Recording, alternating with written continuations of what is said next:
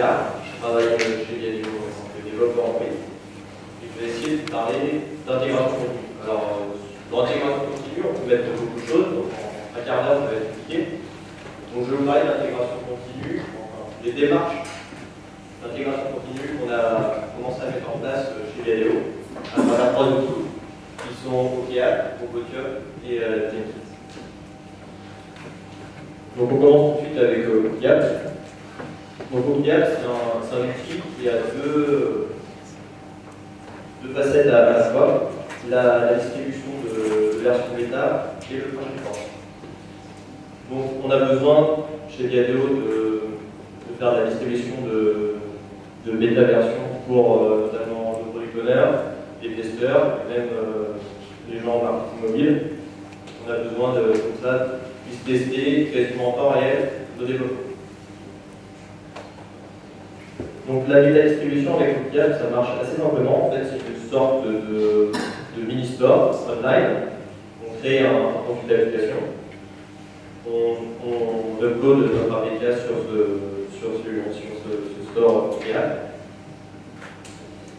Et ainsi, les gens qui sont inscrits en tant que bêta-testeurs à notre application sur OKEAP sont directement alertés par mail à chaque fois qu'il y a une nouvelle version qui est poussée sur OKEAP, ou ils peuvent aussi être directement alertés dans l'application. Donc vous pouvez voir sur le screenshot, là, il y a un petit pop-up qui apparaît. Quand il lance l'application, on voit une nouvelle version disponible. Ainsi, donc, juste à cliquer dessus, et la nouvelle version va être installée automatiquement sur leur device. OKEAP fournit aussi un système pour restaurer les anciennes versions qui auraient été poussées sur le store. Parce que des fois, on peut avoir besoin de tester une ancienne version, parce que la dernière ne fonctionne pas, enfin, pour X raisons. Donc, OKEAP fournit une page web mobile avec toutes les versions disponibles, et aussi une application Android où on s'y connecte avec son compte OKEAP.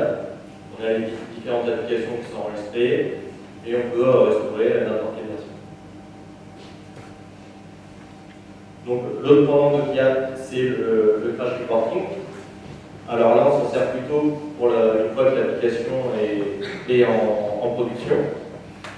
C'est un système qui est basé sur le volontariat de l'utilisateur. C'est-à-dire que si l'application crash, au prochain lancement de l'application, il y a un petit pop-up qui apparaît, que vous pouvez le voir sur le screenshot, qui va demander à l'utilisateur est-ce que vous voulez envoyer un crash report. Ensuite, côté interface web OKEAP, tous les crashs vont être regroupés. Ça veut dire que si vous avez des crashs équivalents, ils vont être regroupés dans un groupe, et ça permet d'avoir des statistiques. Par exemple, ce crash-là arrive tant de fois sur tant de devices. Et c'est vraiment bien fait, parce qu'on a testé plusieurs outils de crash report. Donc ça, le grouping, c'est quelque chose qui doit pas être si simple à faire, que tout le monde n'arrive pas à le faire. Donc pour ça, on est très content. Et rapidement, de se rendre compte voilà, quel est le crash qu'on faut absolument résoudre rapidement. Il faut savoir aussi que ça fonctionne avec ProGuard, parce que sous l'interface web OKEAP, vous voyez la stack trace du crash.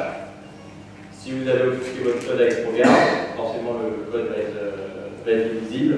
Donc vous pouvez coder vos fichiers de mapping ProGuard sur l'interface OKEAP, et ainsi la stack trace va être décodée automatiquement. Et dernière fonctionnalité côté crash report de OKEAP, c'est que tous les jours par mail, vous allez avoir un rapport, quel crash va arriver sur vos applications, combien de fois, sur quelle version d'Android, pour quelle application, etc. OKEAP fournit aussi également beaucoup de statistiques. Donc la plus intéressante, et pour nous on suit quasiment quotidiennement, c'est celle-ci. Ça va être le nombre de crashs par jour, par application, pour l'ensemble de vos applications. Ce graphe-là aussi assez intéressant, c'est la répartition du nombre de crashs par rapport aux versions de votre application. Donc c'est un moyen de savoir quelle est la version qui est la moins stable que vous avez fournie à vos utilisateurs. Et après, un autre graphe, ensuite, c'est assez amusant. Ça indique le nombre sur quel device il y a le plus de crashs. Bon, c'est un graphe qui est assez amusant, finalement, ça ne sert pas à grand-chose. D'un point de vue intégration de OCaml, alors c'est super simple. Vous avez juste un jar qui est dans votre projet, et après il y a deux méthodes à appeler. Donc si vous voulez faire du crash reporting, crash manager, register et votre clé d'API OCaml. Et pour le date manager, la même chose, date manager, alors c'est register. Donc chose que je vous conseille de faire, c'est côté OCaml, c'est avoir deux profils d'application, un pour votre application de production et un pour votre bêta. Et ici, vous changez d'API en fonction de si vous êtes en production ou en bêta. Parce que bien sûr, vous ne voulez pas avoir des managers en production. Alors, OCaml, malheureusement, c'est pas gratuit. Il y a plusieurs tarifs. Je ne fais pas la pub OCaml, mais voilà, on ne trouve pas ça très cher, en tout cas, chez Galileo, on est très content. Donc, pour continuer dans la logique d'intégration continue, maintenant, je vais parler de Robotium. Alors, Robotium, c'est un framework qui permet d'implémenter des tests automatiques. Donc, c'est-à-dire qu'on va pouvoir indiquer à l'application, ouvre tel écran, remplit tel champ, appuie sur le bouton, etc. Donc Robotium, c'est une extension du framework d'instrumentation Android. Je savais si tout le monde connaît. Pour faire simple, j'ai essayé de mettre le petit schéma qu'on trouve sur la doc de développeur. En gros, vous avez votre application, différentes activités. Et là, vous allez développer une seconde application en fait, qui va faire piloter votre première application. Donc, en gros, pour chaque activity, vous créez une classe de test qui démarre votre activity, et voilà, là vous pouvez donner un certain nombre de directives. Alors, le framework d'instrumentation Android, il est assez compliqué, et pas très bien documenté. Donc c'est là que Robotium intervient pour vraiment simplifier le développement de vos tests. Donc on peut voir un petit exemple. Par exemple, ici, on va faire juste un test de login sur l'application Galileo. Donc, à travers l'objet solo, alors l'objet solo, c'est un objet fourni dans la librairie Robotium. Et c'est sur cet objet-là, vous allez faire toutes vos actions. Donc, par exemple, récupérer la vue texte, entrer un texte, ici un login, récupérer la vue password, entrer un texte, un password. Après, voilà, on clique sur le bouton. Et ensuite, là, on a une méthode vraiment intéressante qui s'appelle Wait for Activity, c'est-à-dire qu'on va attendre que l'activité suivante, le login, normalement c'est Home. Et là, il y a un timeout intégré dans cette méthode de 20 secondes. C'est-à-dire, si au bout de 20 secondes, mon activity Home n'apparaît pas, c'est qu'il y a un problème. Donc après, ça marche avec des méthodes uniques classiques, on sert pro, si la condition est vraie, on teste les tests. Et donc la première update, text screenshot, c'est aussi une fonctionnalité très intéressante de Robotium. Donc en fait, on peut directement appeler solo text screenshot. Donc, moi j'ai fait une petite méthode utilitaire pour pouvoir nommer mon screenshot avec le nom d'activity, la langue du téléphone et la résolution. Mais ça marche très simplement. Et ainsi, au fur et à mesure de tous vos tests, vous pouvez faire des screenshots de toutes vos vues et voir ce qui s'est passé après. Donc ces tests, vous pouvez les lancer directement dans Eclipse.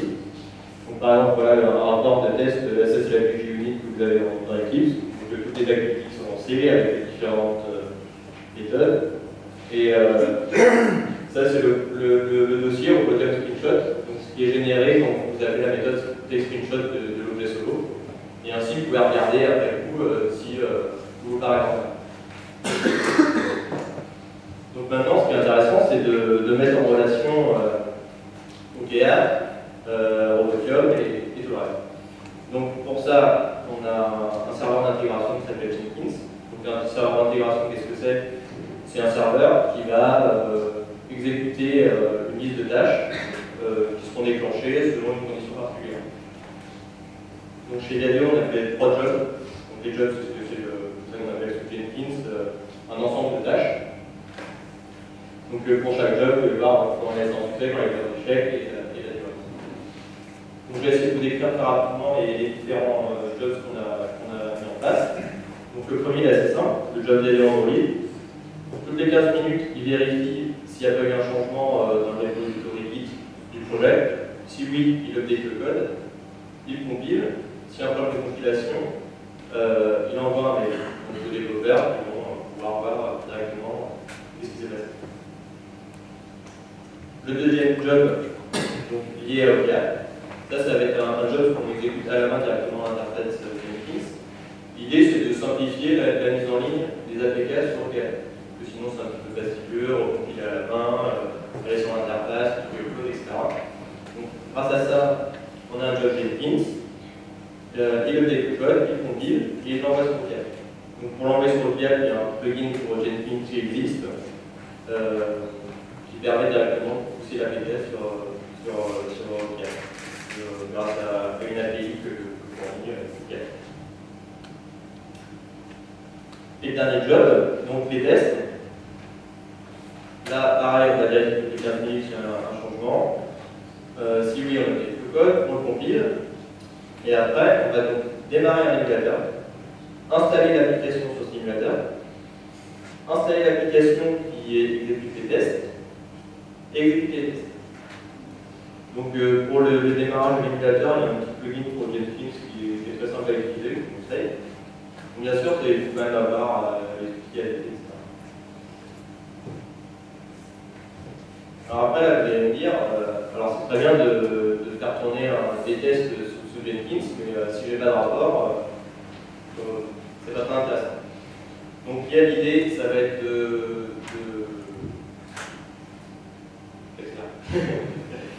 de mettre un test runner alternatif. Donc le test runner, en fait, c'est le petit bout de programme qui exécute les tests, pour pouvoir générer un rapport XML et l'enregistrer sur le téléphone. Donc il s'appelle Android Unit Report, on va avoir plus dans l'outil. Il faut juste l'ajouter dans le manifeste en tant que test runner et dans votre fichier en properties, le déclarer comme le test runner que vous utilisez au lieu du test runner Android standard. Ainsi, vous avez un rapport XML sur votre device. Maintenant, il faut pouvoir l'extraire du device et le copier dans Jenkins.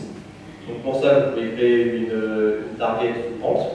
Donc je ne vous décris pas la target, c'est relativement simple, ça déclare à l'UV, ça coupe le fichier et ça le copie dans Jenkins. Pareil pour les screenshots, on veut les récupérer directement dans Jenkins, il y a cette target-là qu'on peut créer. Ainsi, sous l'interface web de Jenkins, vous retrouvez avec un graphique pour les tests qui sont lancés, le nombre d'échecs et le nombre de succès. Donc là, avec les temps pour chaque testé, et vous retrouvez aussi avec un dossier avec toutes les images que vous pouvez directement les télécharger dans un livre. Donc, les prochaines étapes, c'est écrire plus de scénarios de test, parce que pour l'instant, c'est des scénarios super intéressants, mais on va essayer de blinder l'application de test. Pourquoi pas passer sur Genymotion. Donc, je ne sais pas si tout le monde connaît Genymotion comme émulateur, mais voilà, ça pourrait être une façon de faire. Et enfin, passer de Anti-Gradle, parce que maintenant avec Android Studio, ça va être la nouvelle norme. Pour l'instant, j'ai une petite avec l'écran, mais je suis sûr qu'on va pouvoir faire une nouvelle norme. Donc voilà.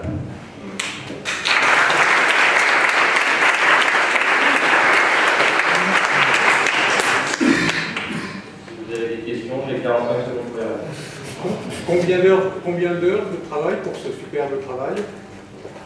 Combien d'heures de travail j'ai dû passer une semaine pour mettre tout en place. C'est pas du tout le cas, c'est slides, des cours, des comptes. Alors, TestFlight, on fait plus ou moins la même chose. En plus, il est gratuit. Alors, pourquoi on n'a pas TestFlight? Tout simplement parce que quand on a fait le choix de FreeApp, TestFlight faisait que de l'iOS à l'époque. Donc, on est resté sur le FreeApp depuis. Alors, peut-être que TestFlight a l'air très bien aussi. On utilise tous les jours TestFlight et la différence, il y a pas de rapport graphique. Voilà, ça fait une très sans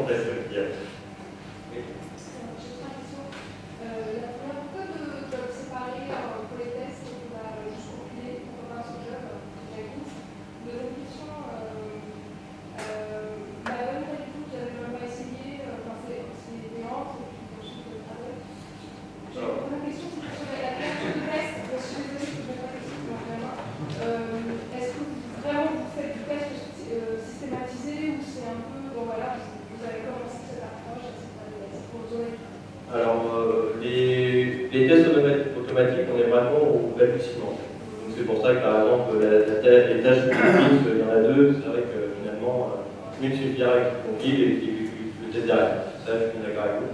C'est vraiment parce que c'est voilà, les prémices. Maven, pour l'instant, on n'a pas utilisé. On n'a pas trouvé l'utilité d'utiliser Maven, donc on reste comme ça. Et votre dernière question. Voilà, en fait, c'est déjà la question. Est-ce que vous voulez que les tests sur les machines ou non? C'est extrêmement Alors pourquoi pas sur les devices de test? Après, il faut savoir que chez Viapeo, nous on a quelqu'un qui teste vraiment les applications à la main. Et voilà, du coup, il teste sur des vrais devices. Là, pour nous, les tests automatiques, c'est de lui faciliter la tâche. Après, les tests automatiques, ce ne sera jamais aussi performant que quelqu'un qui teste vraiment l'application. Non, mais ça l'avantage quand même de pouvoir avoir ces variations sur certaines versions. Parce que l'émulateur, avec une version Android, l'avantage c'est de pouvoir aussi les tests sur plusieurs versions. Un des next steps qui est pas écrit là, mais justement, ça va être en fait, de créer plein d'émulateurs sur la machine, en différentes résolutions, différentes versions d'Android, etc. Et du coup, la batterie test sera exécutée sur tous ces émulateurs avec des configurations différentes. Et c'est pour ça que les screenshots ils sont nommés comme ça, justement pour savoir sur quel device ça tournait, dans quel plan, etc. Vous ne pouvez pas.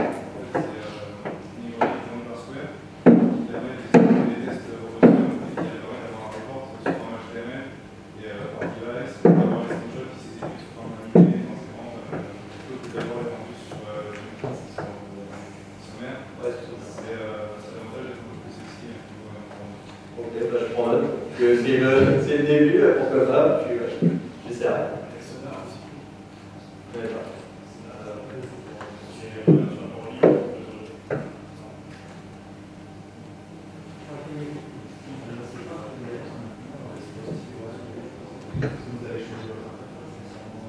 Alors, c'est une des parties qui m'inquiète un peu. C'est vrai que sur Viadeo, on fait des mises en prod toutes les 3 semaines quasiment, avec possiblement des nouveaux écrans, etc. Donc ça risque d'avoir un gros boulot qui peut maintenir les tests. Donc pour l'instant, ça m'inquiète un peu. Non, pour l'instant, c'est vraiment on teste le test automatique. C'est vraiment ça.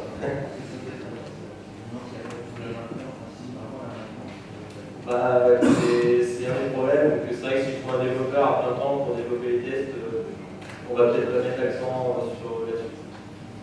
Je pourrais répondre à la question, sur le premier seconde, déjà c'est quand même pas mal d'informations. C'est pour ça qu'on hésite des fois à passer sur une professionnelle, parce que dans l'option, c'est assez technique. Et donc on va voir si, par exemple, la Calabash, ça va profiter. Alors, Calabash, on a regardé un peu, mais c'est un peu en working progress. Ouais, il va se mettre en place, il faut un serveur mobile, il y a beaucoup de couches dans le test à développer. Moi, je ne suis pas.